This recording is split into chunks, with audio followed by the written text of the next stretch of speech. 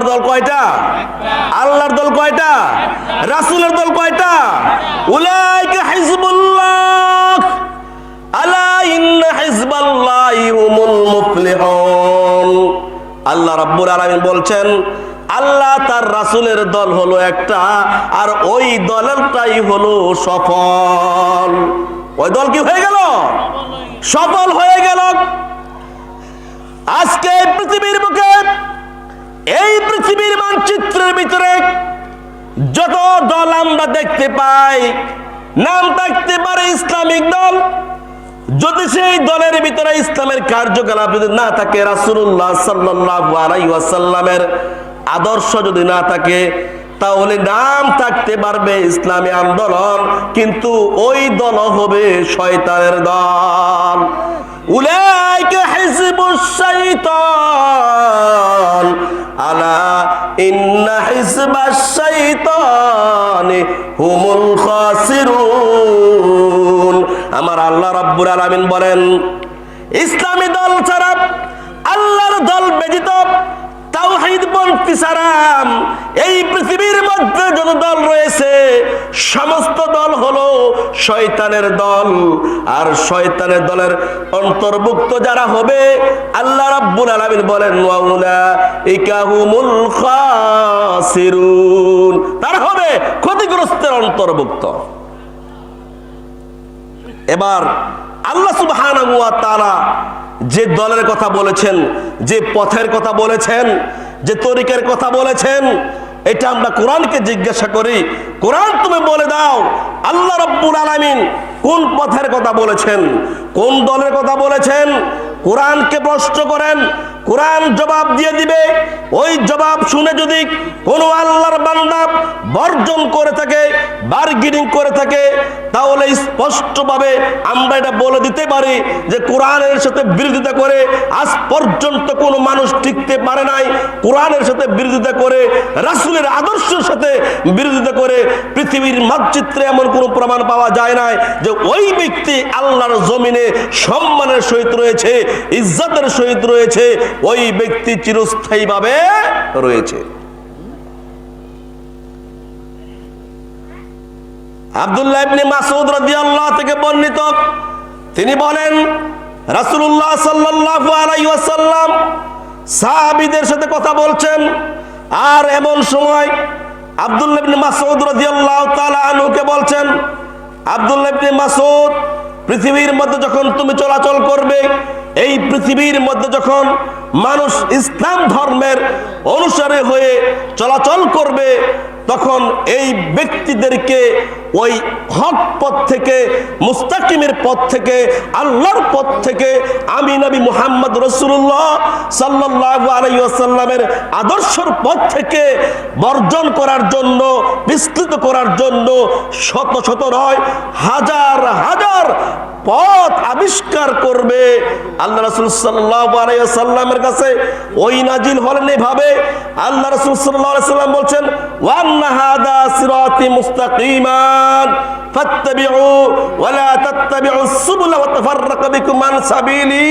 আল্লাহ সুবহানাহু ওয়া তাআলা হাবিব এইভাবে একটি সোজা, একটি সরল রেখা টানলেন, দাগ টানলেন, আর দাগ টানার পর ডান হাত দিয়ে এইভাবে সোজা দাগের মধ্যে হাত রাখলেন, হাত রেখে বললেন ওয়ান্না হাদা সিরাতি মুস্তাকিম, এটা হলো আল্লাহর পথ, এটাই হলো ইসলাম, এটাই হলো আমার আদর্শ। শোনো, যখন তুমি এই রাস্তা দিয়ে চলবে, যখন তুমি এই পথের পথিক হবে, যখন তুমি ইহদিনাস সিরাতাল মুস্তাকিমের পথের পথিক হবে, এই রাস্তার ডানে, এই রাস্তার বামে অগণিত অসংখ্য রাস্তা থাকবে, আর প্রত্যেকটি রাস্তার মোড়ে মোড়ে, ধারে ধারে মানুষরূপী শয়তান দাঁড়িয়ে থাকবে। কি রূপী? বুঝার চেষ্টা করবেন।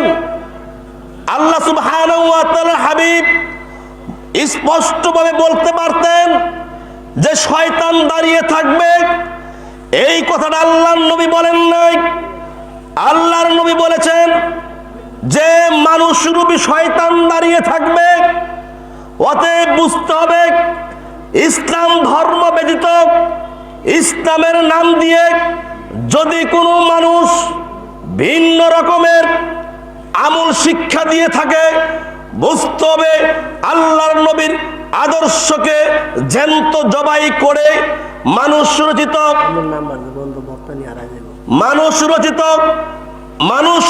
রচিত ধর্মের অনুসারী যারা করছে, এই সরল সোজা এই দাগের ডানে বামে আপনার যেই মানুষরূপী শয়তান বসে আছে, তারাই হলো সেই দলের অন্তর্ভুক্ত। আল্লাহ সেটা বুজুর্গের দিন হোক, বড় বড় আলেম হোক, আর সাধারণ লোক হোক, কর্ম যদি তাদের মতো হয়ে থাকে, তাদের ব্যাপারেই নবী মুহাম্মদ রাসূলুল্লাহ সাল্লাল্লাহু আলাইহি সাল্লাম বলছেন যে তারা হলো মানুষরূপী শয়তান।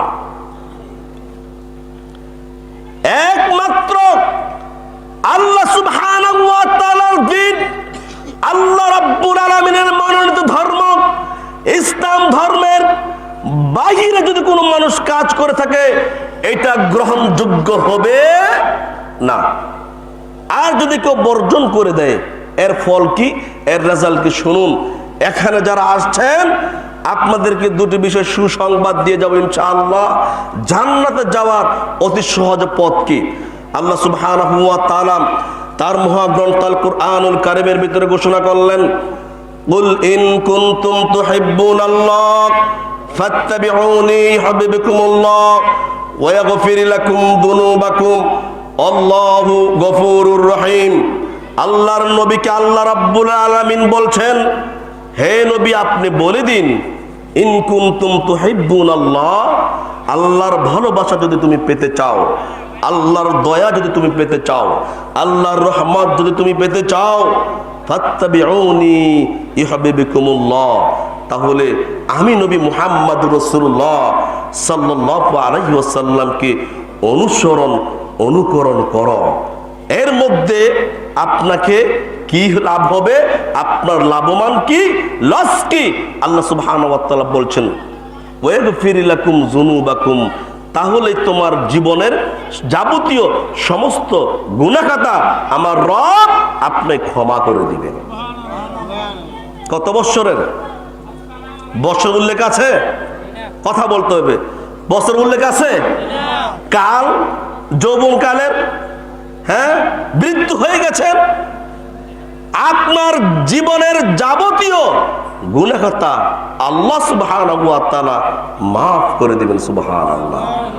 এক নাম্বার, ভালো করে শুনুন, তুহিব্বুনাল্লাহ, যদি আল্লাহর ভালোবাসা পেতে চাও, আল্লাহর দয়া পেতে চাও, আল্লাহর করুণা পেতে চাও, ফাত্তাবিউনি ইউহিব্বুকুমুল্লাহ।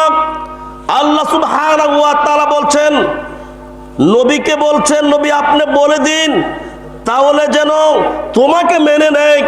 অর্থাৎ নবীকে মানলে আল্লাহর ভালোবাসা, আল্লাহর দয়া, আল্লাহর করুণা আপনার উপর নাজিল হবে ইনশাআল্লাহ।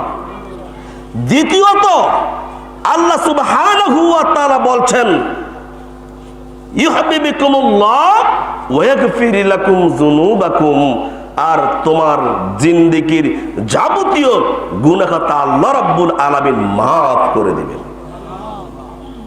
তাহলে আল্লাহর দয়া ছাড়া কোনো মানুষ জান্নাতে যেতে পারবে? কথা বলেন না, পারবে? পারবে না। আমরা সবাই চাই আল্লাহ রাব্বুল আলামিনের ভালোবাসা, আল্লাহর দয়া পেতে, এবং আমার জীবনের সমস্ত গুনাহখাতা যেন কোনো আমলের দ্বারা, কোনো বিনিময়ের মাধ্যমে হলো আমার রব যেন আমাকে মাফ করে দেন। কথা ঠিক কিনা?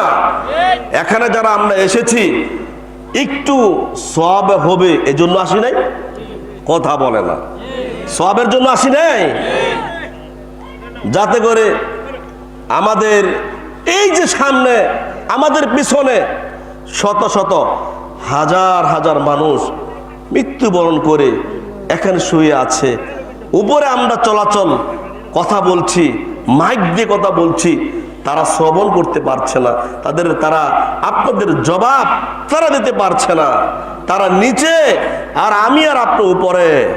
তাহলে ওই যে একটা স্টেশন রয়েছে, আল্লাহ রাসূল সাল্লাল্লাহু আলাইহি সাল্লাম বলছেন, মানুষের জীবনে অত্যন্ত কঠিন